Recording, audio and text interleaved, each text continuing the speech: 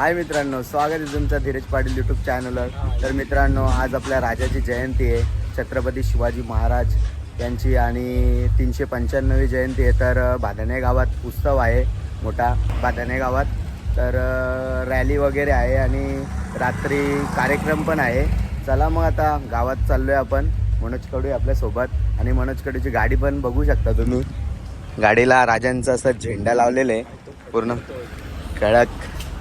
चला मग, पूर्ण गावामध्ये झेंडे लावलेले आहेत राजांचे, आणि आपण आता तिकडेच जाऊया गावामध्ये. रॅली चालू 100%. चला मग मनोज कडू, आपण जायचं. रॅली नाही, मिरवणूक आहे. चला. तर प्रत्येकाच्या घराच्या इथे, शाळे वगैरे इथे पूर्ण झेंडे वगैरे लावलेले आहेत आणि समोरून आपली मिरवणूक आलेली आहे.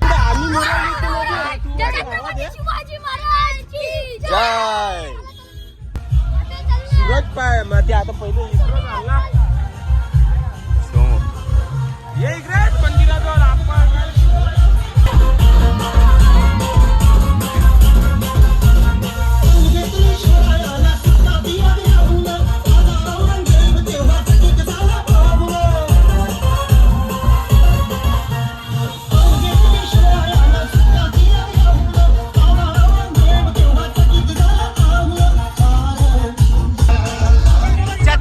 शिवाजी महाराज की.